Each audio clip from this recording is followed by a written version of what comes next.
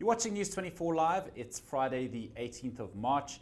We are joined in studio this morning by political economy analyst Daniel Silke, who's here to weigh in on this week's revelations from former and current MPs around the Gupta family, as well as comment on South Africa's credit rating. Daniel, thank you very much for coming in. It's good to have you back in our studio. Pleasure. Busy week. Are you surprised by some of these revelations? Yeah, look, I think one is surprised by the quantity of revelations. I'm also surprised that it looks as though there are more senior members of the ANC who are prepared to come out and own up to what's been happening in government. Now, I think there's been an effort over the course of the last number of years, perhaps, to sweep all of this under the carpet. The good news about what's happened in the last week or so is that, in a sense, we're confronting our demons. We're confronting much of what's been wrong in South Africa, not just in economic terms, which Pravin Gordhan has really been starting to do since he ascended to power back in the Ministry of Finance, but also in terms of governance issues in South Africa, ethical issues within government as well, and of course the influence of outsiders, these elements of state capture, as it is called.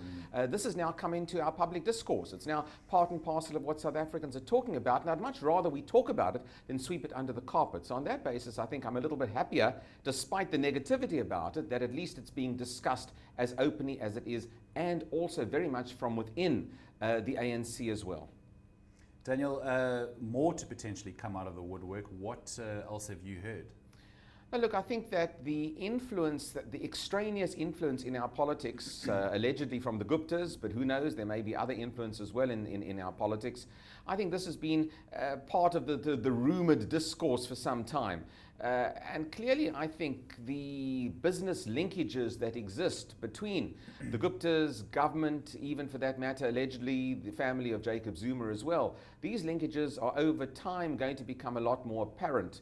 The conditionality of offerings of cabinet posts, the kickbacks, the favors required as a result of receiving a cabinet position, these now are starting to enter our public discourse. We know what they are to a degree, or certainly we know the rumors about them. And I think this is clearly, of course, for concern.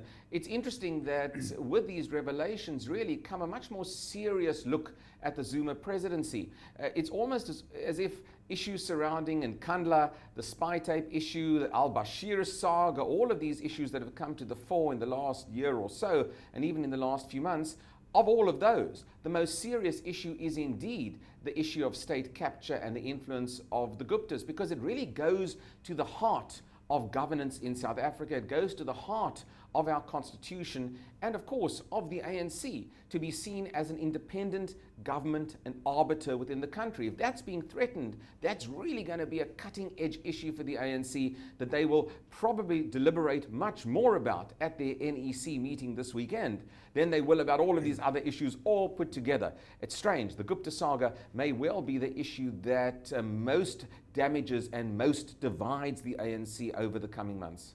Now, I want to ask you about that NEC meeting, Daniel, in a couple of minutes. But first of all, obviously, President Jacob Zuma had an opportunity yesterday in Parliament to answer some of these rumors. How do you think the ANC have handled this whole saga?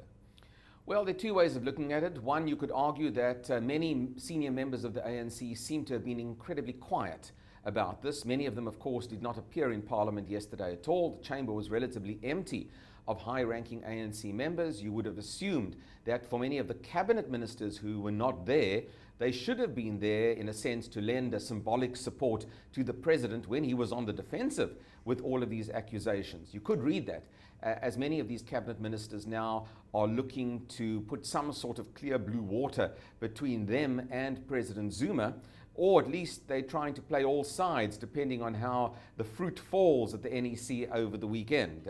If it falls in favor of Jacob Zuma, they'll come back to support the president. If it doesn't, they can say, well, we've already distanced ourselves from the president. I don't think we've seen any committed support from many senior members of the ANC for President Zuma. We already saw that during the no confidence debate in the state president a few weeks ago, where there was a rather lackluster defense of Zuma from ANC speakers. It seems to have rather continued. And for example, yesterday we saw somebody of the stature and importance of Gwedi Mantashe make some interesting statements about the fact that the president wasn't beyond reproach when it comes to dealing with this issue. No one is untouchable, effectively, is what Gwede Mantashe said yesterday.